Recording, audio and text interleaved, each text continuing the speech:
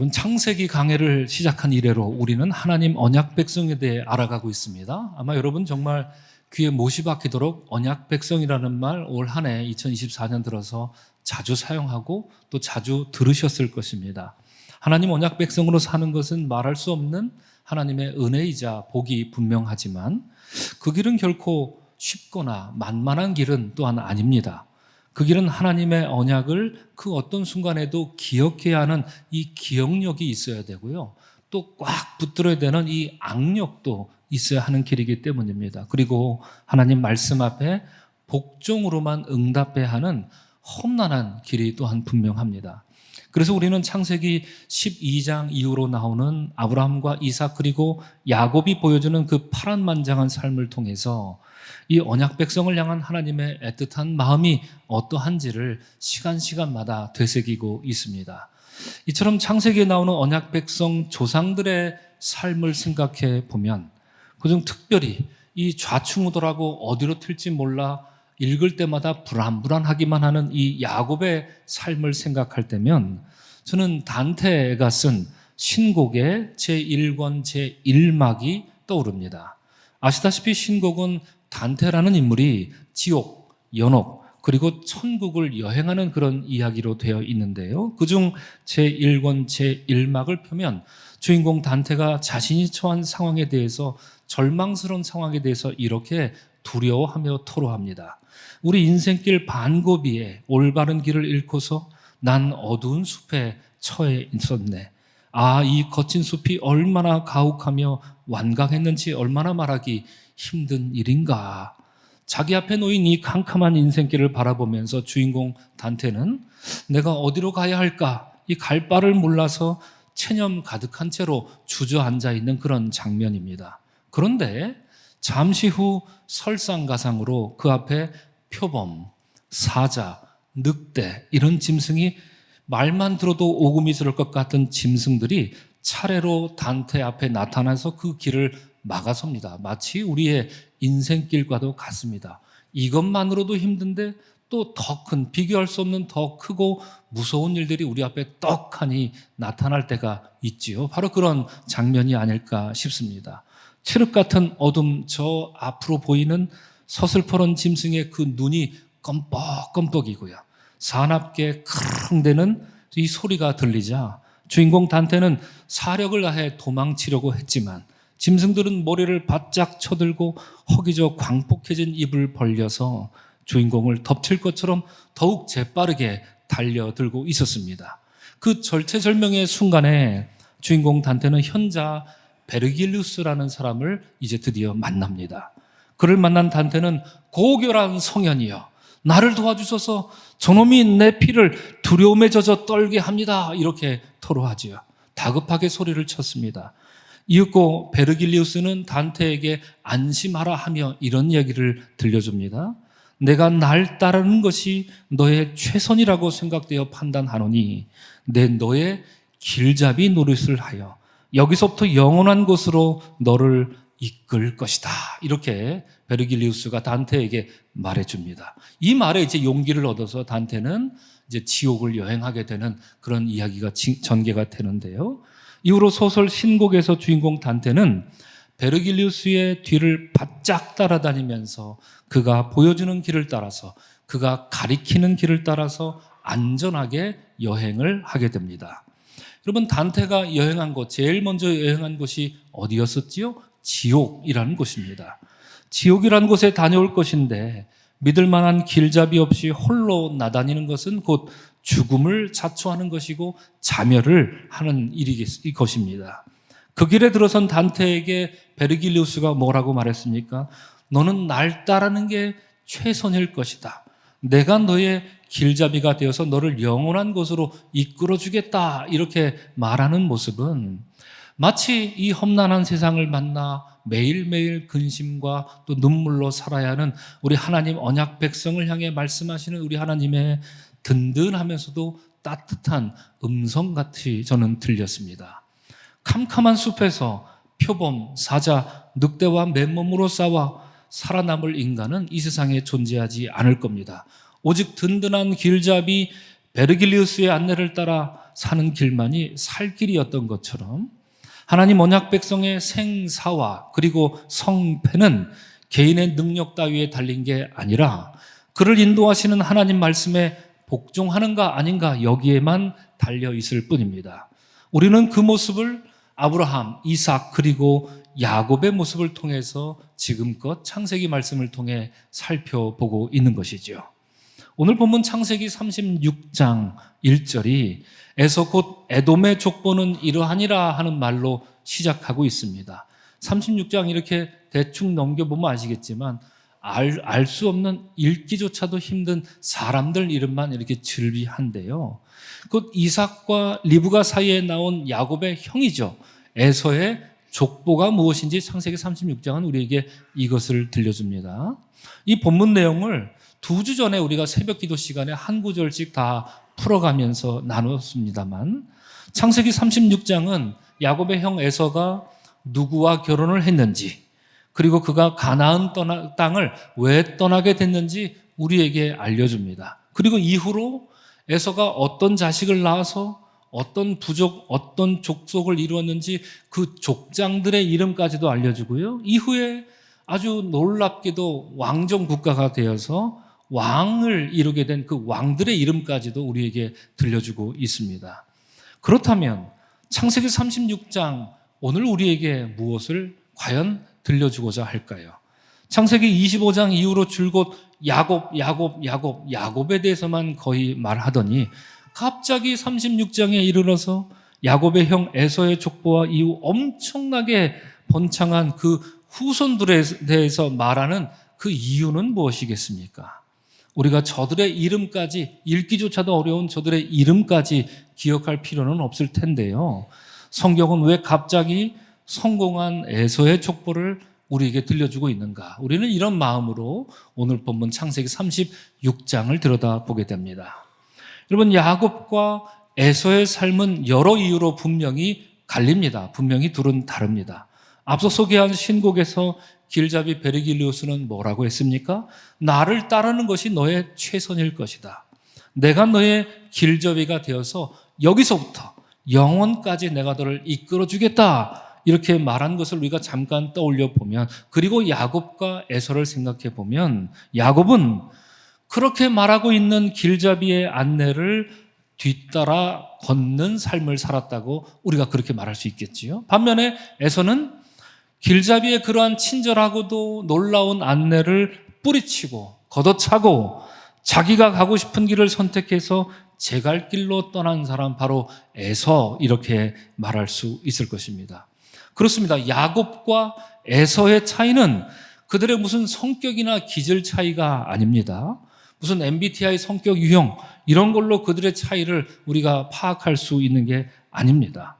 어떤 이는 괴팍하고 누구는 온순한 사람이었는가, 우리에게 성경이 이런 것 따위를 말해주려고 야곱과 에서를 소개하는 것도 아닙니다. 그들의 능력이 어떤지 그 차이를 우리에게 말해주는 것도 없습니다. 저들이 무엇을 할 수 있고 얼마나 재능이 많은가, 이걸로 두 사람을 나누는 것도 아닙니다. 창세기 25장 이후로 형이냐 동생이냐 하며 치고받고 싸웠던 저들의 과거 전력처럼 이 두 사람이 나누는 것은 무슨 형제로서의 서열이 누가 앞섰냐 뒤에 섰느냐, 이걸로 둘을 또한 구분하는 것도 별로 그렇게 큰 의미가 없습니다. 성격만으로 보면 야곱보다 에서가 훨씬 훌륭해 보입니다. 아시다시피 20년 뒤에 장자권을 빼앗은 자기 동생을 만났을 때 저라면 일단 한 대 줘 받고 뭘 해도 시작할 텐데, 야곱은 보자마자 동생을 끌어안고 용서해 줬지 않습니까? 이런 인격을 우리가 여러분 어디서 만나겠습니까? 반면에 야곱은 어땠습니까? 20년이 지나서조차도 역시 형을 믿지 못하고 하나님이 그렇게 일러주셨어도 여전히 두렵기만 했던 겁쟁이에 불과했던 인물이 바로 야곱 아니었습니까? 재능으로 보면 누가 더 탁월할까요?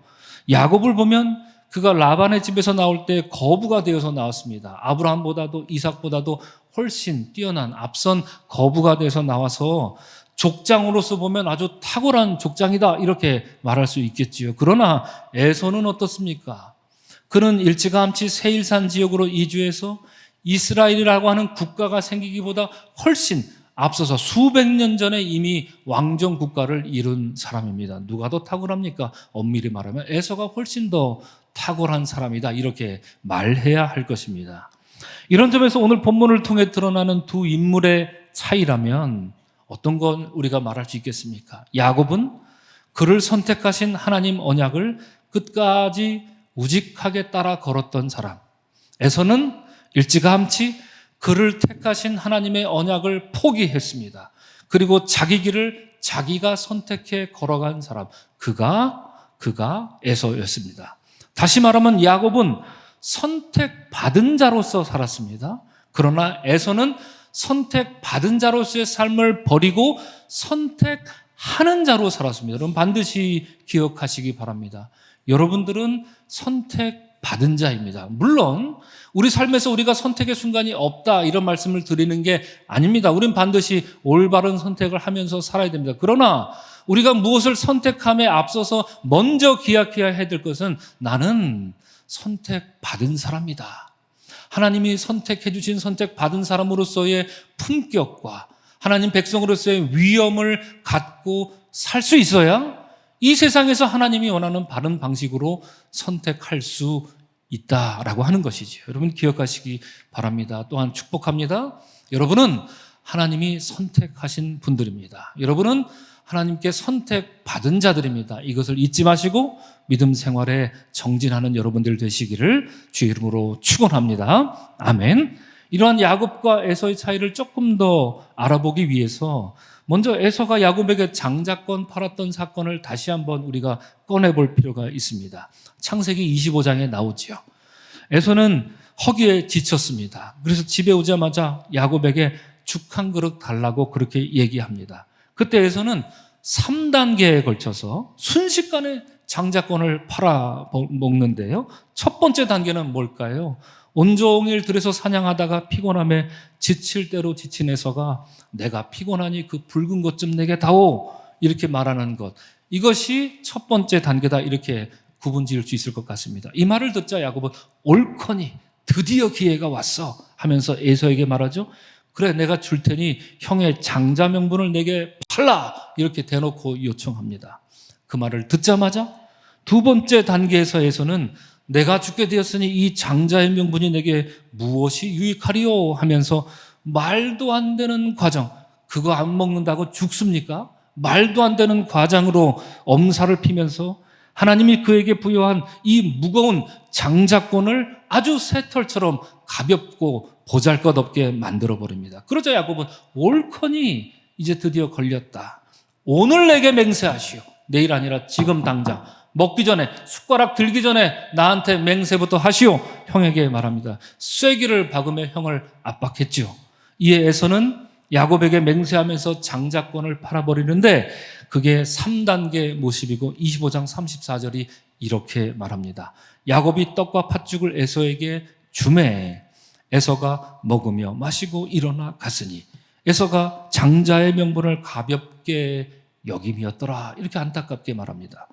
3단계에서 보여주는 이 에서의 행동이 먹고 마시고 일어나 갔다, 얼씨구 절씨구 지화자 좋다.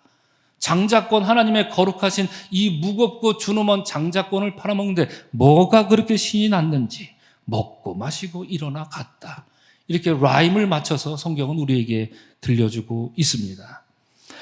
자, 그렇습니다. 여러분 1단계에서 3단계까지 30절부터 34절까지인데요. 시간 한번 재보면 얼마나 걸릴까요? 팥죽 한 그릇 다오부터 먹고 마시고 일어나 갔다. 얼마나 걸릴까요? 초시계를 눌러봐도 채 1분이 걸리지 않을 것 같습니다. 그런 대화입니다. 에서는 그 순간의 배고픔을 참지 못하고 전광석화처럼 빠르게 영원한 장자권을 팔아먹은 것이죠. 그래서 지난 6월 30일 제가 찾아보았더니 그때 설교에서 저는 이러한 에서의 모습을 일컬어서 설교 제목을 순간 에서, 영원 에서라는 제목으로 여러분들에게 설교하기도 했습니다. 자, 이때부터 에서는 무엇을 위해 사는 인물인지 확연히 이제 드러나기 시작합니다. 그는 순간의 만족, 순간의 욕망을 위해서 영원한 가치를 내팽개친 존재였던 것입니다. 또한 장자권을 선택할 것이냐 포기할 것이냐 기로에 서서 에서는 누가 강요해서 그런 게 아니라 자신의 자유의지를 자기가 마음껏 장자권을 포기하는데 썼습니다. 그가 선택을 했다 이 말이지요. 기독교 역사에서 인간의 자유의지와 그 선택에 대해서 가장 폭넓고도 포괄적이면서도 심도 있게 연구한 사람은 뭐니 해도 어거스틴이라 이렇게 말할 수 있습니다. 그는 자신의 삶을 참여하는 마음으로 돌아보면서 저 위대한 책 고백록이라는 책을 썼는데요. 그 책에 따르면 어거스틴의 삶은 모든 것이 선택의 결과였습니다. 이렇게 고백합니다. 이 책에서 지나온 내 삶을 돌아보니 모든 것은 내가 선택한 일의 결과였습니다. 이렇게 말하는데요. 이런 책 내용 중에 이런 얘기가 있습니다. 나는 주 나의 하나님을 섬길지 말지를 오랫동안 고민해 왔는데 하나님을 섬기고 싶었던 것도 나였고 그렇지 않은 것도 나였습니다. 나는 나 자신과 싸우고 있었고 나 자신으로 말미암아 분열되어 있었습니다. 여러분 이거 우리가 매일매일 경험하는 것 아닙니까? 우리는 선한 것을 선택하고 싶은데 그렇지 않은 말부터 나올 때가 있지 않습니까? 분열되어 있는 우리 자아 말입니다. 선한 것을 말하고 싶은 것도 나인데 그렇지 못하고 나쁜 말부터 이렇게 성깔부터 부리는 그런 나도 나 아닙니까? 그렇죠? 매일매일 우리가 이런 분열된 자아 속에 살고 있는데 어거스틴도 이렇게 똑같이 고백해서 얼마나 감사한지 고마운지 모릅니다. 이처럼 어거스틴은 하나님을 섬길지 말지를 두고 자기 안에 선택으로 인한 갈등이 일어나고 있음을 고백합니다. 그리고 이어서 이런 말도 하지요. 그런 와중에서도 나를 들어 올려서 주님의 빛을 한 가닥 볼 수 있게 해준 것이 있었는데 누구 덕분이라고 말합니까? 그것은 내게 의지가 있다는 사실도 내가 확실하게 알고 있다는 것입니다. 하나님은 내가 하나님의 빛을 볼 수 있게 내게 의지라는 것도 주셨습니다. 주님 감사합니다. 이렇게 고백하는 거죠. 이것은 비단 어거스틴만의 고백은 아닐 겁니다. 인간에게는 이것이냐 저것이냐를 선택할 의지가 있습니다. 우리가 보통 자유의지하면 나쁜 것을 선택하는 의지부터 먼저 생각하는데 그렇지 않습니다. 어거스틴은 내가 하나님을 만날 수 있는 그 자리로 나아갈 수 있도록 선택할 수 있는 것, 그것은 하나님이 내게 자유의지를 주셨기 때문이다. 하나님께 감사의 고백이 자유의지의 우선이었습니다. 인간은 자기 안에 있는 의지를 통해서 매 순간 무언가를 선택하기 마련입니다. 오늘도 여러분 그러신 분 계실 겁니다. 아이고 몸이 오늘 찌뿌둥한데 오늘 교회 가마로 속으로 이런 생각 하신 분들 가끔 있을 겁니다. 아니 우리 교회는 없고요. 다른 교회는 그런 분들이 있다고 제가 들었습니다. 그렇습니다. 선택하기 마련입니다. 주일 아침에도 짜증을 부릴까 말까, 싸울까 말까 이런 생각을 하는 우리들을 바라보게 됩니다. 얼마나 형편없습니까? 그렇죠? 모든 것이 다 선택에 달려있다는 걸 우리는 날마다 경험합니다. 앞서 살펴본 야곱처럼 비록 연약하고 부족하고 형편없고 의지 박약인 나 자신으로 인해 우리가 괴로워할지라도 그런 나를 선택해 주신 하나님의 언약 백성으로 계속해서 살 것이냐? 아니면 에이 나 같은 놈은 무슨 하나님의 언약 백성, 그냥 에서처럼 편하게 하나님 나를 선택하신 거 이거 그냥 뒤로 물리고 순간의 욕망에 이끌려서 영혼을 포기하고 그냥 내 마음대로 내 갈 길로 살 것이냐. 이걸 누가 선택하는 겁니까? 이걸 바로 우리 자신이 내 안에서 선택하는 것이다. 어거스틴은 그 얘기를 하고 있습니다. 이런 점에서 생각해 보면 오늘 본문은 단순히 에서의 족보에 나오는 인물들을 나열하면서 읽기도 어려운 이 인물들 알아보십시오, 알아들어 주십시오 이런 얘기를 하는 게 아니라 에서가 그의 자유의지에 따라서 에서는 무엇을 선택했고 어떤 족보를 이루고 살았는지 우리에게 말해주는 본문입니다. 그러면 여러분 오늘 본문에 에서는 무엇을 선택한 사람이었습니까? 크게 보면 두 가지였습니다. 첫째, 에서는 가나안 여인을 선택했습니다. 누가 강요했던가요? 아닙니다. 그가 선택해 결혼했습니다. 본문 2절과 3절을 보면 에서가 가나안 여인 중 누구와 결혼했다 이렇게 말하죠. 창세기 34장 우리가 나눌 때 여러분 제가 디나 이야기를 할 때에 그때 언급해 드렸던 걸로 기억하는데요. 창세기에서 여러분 가나안 여인, 이 땅의 여인, 그 땅의 여인은 긍정적인 표현입니까? 아니면 부정적인 표현입니까? 우리 서강교회 교인들은 대답할 수 있으리라 믿습니다. 어떻습니까? 긍정적인 표현입니까? 부정적인 표현입니까? 당연히 부정적인 표현입니다. 그것도 매우 부정적인 표현, 그게 가나안 여인 이렇게 부릅니다. 오해하지는 마십시오. 이게 다른 깊은 설명이 있어서 있긴 하지만 오해하지는 마시기 바랍니다. 노골적으로 창세기가 말하는 가나안 여인이라는 존재는 하나님의 백성들이 절대 결혼해서는 안 될 사람을 가나안 여인이다 이렇게 표현하고 있는 것이죠. 오죽했으면 아브라함은 아들 이삭의 아내를 저 멀리 하란 땅으로 사람을 보내서 신부를 얻어오라 이렇게 했겠습니까? 절대 가나안 여자는 안 된다. 이렇게 오죽했으면 아브라함이 이렇게까지 말을 했겠습니까? 그 자세한 내용을 우리가 정확히 알 수는 없지만 거기엔 분명한 이유가 당시에는 있었다라고 하는 것이죠. 그럼에도 불구하고 오늘 창세기 36장에서 에서는 가나안 여인을 부인으로 삼았다 이렇게 버젓이 이야기하고 있는 것입니다. 이것은 에서가 무엇을 선택하며 에서는 무엇에 정신 팔린 사람인지 우리에게 말해주는 그런 모습일 것입니다. 자, 둘째로 에서는 가나안을 떠나기로 선택해서 세일산으로 가서 거주한 사람입니다. 여러분, 하나님이 아브라함을 처음 부르시던 창세기 12장을 기억하십니까? 내가 내게 보여줄 땅으로 가라 이렇게 아브라함에게 말씀하셨죠. 이에 성경은 말하기를 아브라함이 어떻게 했다? 마침내 가나안 땅에 들어가니라 이렇게 말합니다. 하나님 언약 백성은 하나님이 지시한 약속의 땅 가나안으로 들어가는 자가 하나님의 언약 백성입니다. 가나안을 벗어나는 자는 언약 백성이라 할 수 없습니다. 오늘 본문 7절과 8절을 보면 두 사람의 소유가 풍부하여 함께 거주할 수 없었음이로라. 이에 에서 곧 에돔이 세일산에 거주하니라. 이렇게 우리에게 고발하고 있습니다. 앞서 살펴본 것처럼 여러분, 에서는 뭐뭐 하지 말라는 가나안 여인과의 결혼에 아무런 거리낌 없었던 것처럼 떠나면 안 된다, 떠나지 말라 하는 가나안을 떠난 일도 이렇게 쉽기만 합니다. 그가 떠나는 모습은 아브라함과 그의 조카 롯이 헤어질 때 모습을 저절로 떠오르게 하는데요. 어떤 일이 있었습니까? 창세기 13장에 보면 아브라함과 롯도 소유가 많아지고 가축이 많아져서 함께 살기에 부족했다 성경이 이렇게 설명하다가 그 상황에서 롯은 물이 넉넉하여 여호와의 동산 같고 애굽 땅 같은 요단 온 지역을 어떻게 해서 갔다고요? 택해서 갔다 성경은 우리에게 이렇게 말해줍니다. 누가 억지로 보냈던 거야? 아닙니다. 롯이 선택해서 가나안을 떠난 것입니다. 반면에 아브라함은 어떻게 했다고 말합니까? 가나안 땅에 거주하였더라. 이렇게 살짝 우리에게 말해주고 있습니다. 롯이 떠난 것은 다시 말씀드리면 누가 강제해서 떠난 게 아닙니다. 그가 선택한 것입니다.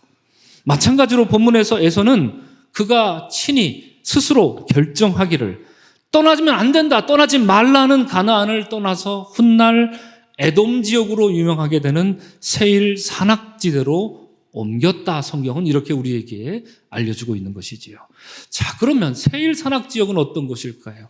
당시 세일 산악지대는 지정학적으로 매우 중요한 지역이라서 성경에, 특별히 구약 성경에 아주 자주 빈번하게 언급되는 그런 지역인데요. 이미지를 잠깐 보시기 바랍니다. 고대 근동 지역에서는 남으로 저 이집트와 저 북으로 메소포타미아 문명을 두고 있지요. 그리고 그 사이에 이스라엘 땅이 있는 것 아닙니까? 남으로 그리고 북으로 있는 두 가지 중요한 도로가 있습니다. 여러분, 마태복음 설교할 때 제가 이미 이런 비슷한 지도를 보여드린 적이 있는데, 첫째, 저 파란색으로 된 것은 해안도로입니다. 비아 마리스라고 불리는 해안도로가 있습니다. 남에서 북으로, 북에서 남으로 다닐 때 해안도로를 사용하곤 했다는 이야기지요. 그러나 이보다 더 빈번하게, 예를 들어서 전쟁을 하기 위해서 남쪽을 침략하러 간다든지 북쪽을 공격하러 간다든지 할 때 당시 고대 사람들이 사용했던, 선택했던 길은 해안도로가 아닙니다. 어떤 길이었습니까? 왕의 대로였습니다. 무역할 때도 저 왕의 대로를 주로 사용을 했습니다. 자, 그런데 자, 지도를 이렇게 보여드리는 이유가 있습니다. 저 왕의 대로가 지금 무엇을 가로지르고 있습니까? 세일 산악 지역을 가로지르고 있습니다. 관통하고 있습니다. 이건 굉장히 중요한 것이죠. 왜 그렇습니까? 이게 무엇을 의미합니까?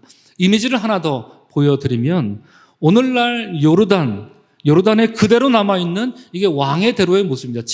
지금의 모습입니다. 왕의 도로. 이것이 왕의 도로입니다. 아까 지도상으로 보면 이렇게 똑바로 된 길 같지만 실제로 이 지역이 너무 높은 지역이라서 마치 미시령이나 대관령 옛날에 과거에 넘는 것처럼 꾸불꾸불 이렇게 가야 되는 이런 길이었습니다.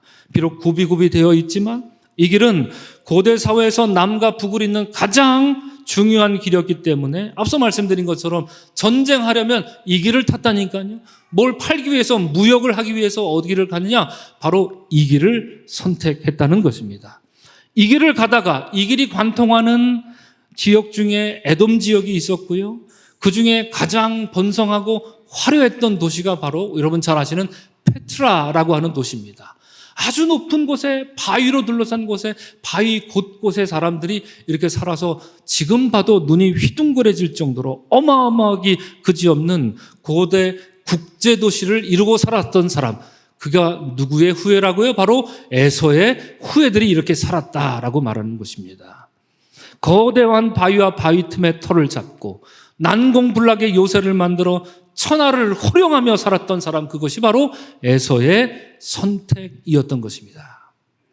자, 이러한 에서의 선택은 오늘 우리가 읽지는 않았지만 창세기 36장 9절 이하를 읽어보면 실로 어마어마한 후손을 이루어 살았던 것을 우리에게 보여주고 있는데요. 에서의 후손들은 이러한 경제적 요충지 에돔 땅에 거주하면서 총, 여러분 놀라지 마십시오, 무려 14명의 족장이 있었습니다. 안 놀라시죠? 그럴 줄 알았습니다. 그럼 여러분 이스라엘에게 있어서 족장은 몇 명입니까? 3명이잖아요. 그러면 좀 다시 여러분 놀라지 마십시오. 에서의 족장이 무려 14명이나 있었답니다. 그렇습니다. 감사합니다. 네. 제가 할 말을 잃었는데요. 원고에 없던 얘기를 하면 이렇게 할 말을 잃습니다. 14명의 족장이 있었고요. 8명의 왕이 새벽 시간에 다 나눴던 얘기죠. 차례차례 대를 안정적으로 잇는 평화로운 국가를 이루었습니다. 이런 다시 말씀드리면 우리가 창세기에서 만나는 이스라엘 족장은 고작 꼴랑해야 3사람입니다. 야곱 포함해서, 그 못난 야곱 포함해서 3입니다. 그런데 야곱보다는 에서가 좀 더 낫죠. 이렇게 여러 가지로 지켜볼 때. 그런데 이처럼 거대한 영토를 일구고 많은 후손을 배출한 에서는 이 족보상으로 보면 족장에 들지도 않습니다. 예. 에서는 야곱은 1억으로 해서 족장에 들어서 이스라엘의 족장은 3사람은 우리가 겨우 3사람 이렇게 기억하는데 에서는 족장으로 쳐주지도 않는다는 얘기죠. 그 후손들이 얼마나 대단했으면 그랬겠습니까? 이에 비하면 창세기에 나오는 3명 족장 이름은 얼마나 초라한 족장 이야기입니까? 게다가 또한 오늘 읽지는 않았지만 창세기 36장 31절에서 에돔의 왕들을 소개할 때 성경은 이렇게 말합니다. 이스라엘 자손을 다스리는 왕이 있기 전에, 그렇죠? 이스라엘이 왕정 국가가 되기 전에 에돔 땅을 다스리던 왕들은 이러하니라 그러면서 8명의 왕들을 하나 이렇게 쫙 말해줍니다. 여러분, 이스라엘이 왕정 국가가 된 것은 언제입니까? 야곱 이후에 800년 뒤에 사울이 왕이 되죠. 그때 왕정 국가가 됩니다. 그렇게 왕정 국가가 되기 훨씬 전에 이미 에돔 땅에는 몇 명의 왕이 있었다? 8명의 왕이 있었다. 이렇게 말해줍니다. 그 국가의 위상이 어떠했는지 말해주고 있는 것입니다. 자, 이렇게 잘 나가는 에돔입니다. 막 나가는 에돔이기도 했고요. 그런데 신명기 23장을 보면 하나님은 당신의 선택을 저버리고 제 갈 길로 떠난 이 에돔에게 어떤 미련이 남으셨는지 이스라엘 백성 그 총회에게 이르기를 이렇게 말씀하셨습니다. 너는 에돔 사람을 미워하지 말라. 그는 내 형제니라. 이렇게 말씀하십니다. 하지만 에돔은 어떻습니까? 에돔은 틈만 나면 형제인 야곱, 형제인 이스라엘을 침략하기 급급했습니다. 처음에 여러분, 에서 가나안을 떠난 게 누가 시켜서 나간 겁니까? 강제해서 나간 겁니까? 누가 선택해서 나간 겁니까?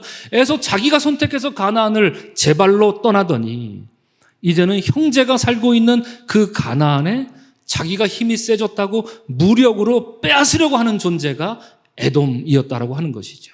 그래서 여러분, 남유다의 네 번째 왕 여호사밧이 왕이 됐을 때 에돔은 다른 이방 족속 암몬 족속과 함께 연합해서 남유다를 공격해 들어온 적이 있었습니다.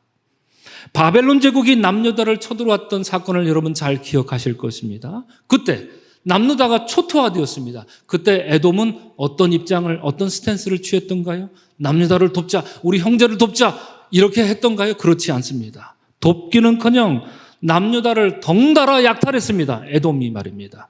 도망치는 남유다 난민들을 붙잡아다가 학대하고 붙잡아다가 죽이기까지 했던 사람들이 바로 에돔 사람들이었습니다. 그래서 이에 대해 오바댜서는 에돔의 죄악을 꾸짖으면서 내가 내 형제 야곱에게 행한 포악으로 말미암아 부끄러움을 당하고 영원히 멸절되리라, 하나님이 이렇게 심판의 말씀을 주고 있고요. 예레미야도 가만히 있지 않습니다. 이렇게 말했습니다. 야, 이 바위 틈에 살며 산꼭대기를 점령한 놈들아, 스스로 두려운 자인 줄로 여김과 내 마음의 교만이 너를 속이고 있구나. 이 에돔 놈들아, 내가 독수리같이 보금자리를 저 높은 데 짓고 의기양양해 하고 있을지라도 내가 그곳으로부터 너를 반드시 끄집어내리라. 예레미야는 이렇게 에돔을 향해 심판을 예언하고 있습니다. 자세한 설명을 또한 더 드릴 수는 없습니다만 여러분, 이후에 우리 남유다가 당한 슬픈 역사를 아시지요. 남유다가 쫄딱 망했습니다. 그래서 바벨론 제국의 침략을 받아서 도시 전체가 불에 타고 모두가 바벨론에 3차에 걸쳐서 포로로 잡혀갔죠. 그래서 남유다에는 남은 사람이 별로 없었습니다. 성경이 우리에게 그렇게 말해줍니다. 그때 에돔 사람들은 뭘 했을까요? 그때 아무도 남아있지 않은 텅 비고 불만 타고 있는 그 남유다 도시, 이때 에돔은 뭘 했을까요? 기회는 이때다. 에돔은 텅 비어버린 그 남유다 도시에 침투에 들어갑니다. 아무도 없었으니 무방비 상태입니다. 그리고 아이러니하게도 그들이 점령한 도시가 어디였냐면 바로 헤브론이었습니다. 이때부터 에돔 사람들은 남유다 땅에 삽니다. 언제까지요? 예수님 시대까지. 그래서 성경에 나오는 이두메라는 지역이 바로 이때 들어와 살았던 에돔 사람들의 잔재들이었던 것이죠. 자, 그런데 제가 이 사람들이 들어가서 살았던 땅이 도시 이름이 뭐라고 말씀드렸습니까, 여러분? 어느 도시라고요? 남유다 중에 헤브론 말씀드려요. 헤브론입니다. 자, 그런데 여러분, 아이러니하죠. 역사의 아이러니가 이런 것일까요? 창세기 35장에 보면 헤브론에 누군가 살고 있었습니다. 누가 살고 있었습니까? 헤브론에 정착하고 살고 있었던 사람도 그렇죠, 맞습니다. 야곱과 에서의 아버지 이삭이 살고 있던 곳이 헤브론에 있습니다. 그래서 나중에 야곱이 헤브론에 가서 이삭을 만났다, 성경이 이렇게 말하는 거죠. 다시 말씀드리지만 여러분, 처음에는 에서가 제 발로 선택해서 버리고 떠난 헤브론이었는데 이제는 무기력해서 죽어가는 그 형제의 나라 이스라엘을 향해 칼을 들고 창을 들고 들어가서 그 땅 헤브론을 무자비하게 점령한 존재가 야곱의 형제라 하는 에서의 후예들이 보여준 모습이었습니다. 이 얼마나 잔인한 일입니까? 사랑하는 성도 여러분, 오늘 우리가 나눈 에서 에돔 이야기는 단순히 어느 고대 민족 옛날 이야기가 아닙니다. 이 이야기는 인간이 얼마나 어리석을 수 있고 얼마나 오만할 수 있고 얼마나 교만할 수 있으며 인간의 선택은 얼마나 어리석을 수 있고 얼마나 중요한지를 여실히 보여주는 이야기입니다. 오늘 설교 제목처럼 에서의 선택과 에서의 모습은 우리 삶에서 쉽게 찾아낼 수 있는 에서의 자화상이자 우리 자신의 자화상이기도 할 것입니다. 여러분, 에서 그리고 에돔은 순간의 욕망을 참지 못하고 영원한 장자권을 포기한 성급한 인간이었습니다. 우리도 그러하지요. 그래야 에서는 하나님으로부터 택함받은 길을 저버리고 눈앞의 이익을 찾아서 자신이 선택한 길을 찾아 떠난 지극히 평범하지만 지극히 어리석은 인간이기도 했습니다. 때때로 우리가 그런 것처럼 말입니다. 그 결과 에서와 그의 후손들은 본문의 족보가 보여주는 것처럼 강력한 민족을 이루어서 떵떵거리며 보란듯이 살았지만 형제를 돌보지 않았고요. 형제를 억압했고요. 더 나아가 형제의 고통을 기뻐하더니 그런 형제를 진멸하려고 했던 잔인한 민족으로 전락해버리고 만 것입니다. 그리하여 하나님의 심판을 면치 못했던 것이지요. 오늘 이 예배 나오신 사랑하는 성도 여러분, 이러한 말씀에 비추어 우리 시대와 우리의 삶과 신앙을 생각해 보고자 합니다. 오늘날 우리가 사는 시대는 여러분 하나님의 선택에는 안중에도 없고요. 인간의 선택을 최우선으로 여기며 사는 시대입니다. 여러분 우리가 사는 21세기가 야곱의 시대입니까? 아니면 에서의 시대입니까? 분명합니다. 분명 우리는 에서의 시대를 살아가고 있습니다. 세상은 언제나 말합니다. 네가 결정해라, 네가 선택하라. 그러나 언제나 그 위에 초월적 존재가 있다는 것은 간과하는 그런 시대를 살아가고 있습니다. 지난주에도 강조하면서 말씀드렸지만 인간에 의한, 인간을 위한 선택에 이것이 최고의 가치처럼 여겨지고 최고의 미덕처럼 여겨지는 시대. 그리하여 인류 역사 이래로 우리는 이 시대처럼 이기적 무신론 시대를 만난 적이 없다 하는 생각이 들 정도입니다. 우리 시대가 그렇다는 얘기입니다. 하나님을 믿지 않는 사람들은 여러분 그렇다고 칩시다. 하나님을 안 믿으니 어찌 초월적인 존재가 있다 생각하겠습니까? 그러면 하나님을 믿는 우리들, 그리스도인들은 어떠합니까? 우리들 가운데서도, 그리스도인들 가운데서도 하나님의 뜻, 하나님의 계획, 그리고 하나님의 선택을 중심으로 사는 것이 아니라 언제나 알량한 내 길, 알량한 내 방식, 내 생각, 내 경험을 앞세우는 경우가 다반사입니다. 절대 떠나서는 안 될 약속의 땅 가나안이지만 눈앞의 이익과 편의에 따라서 우리에게 다가오는 상황과 상황에 따라서 가나안 경계선을 자유자재로 들락날락거리는 반은 야곱이요 반은 에서인 그런 신앙의 모습이 우리 안에 없다 하지 않을 수 없기 때문입니다. 사랑하는 성도 여러분, 오늘 함께 읽은 창세기 37장 1절을 보면 이처럼 휘황찬란한 에서의 족보를 먼저 우리에게 말해주지요.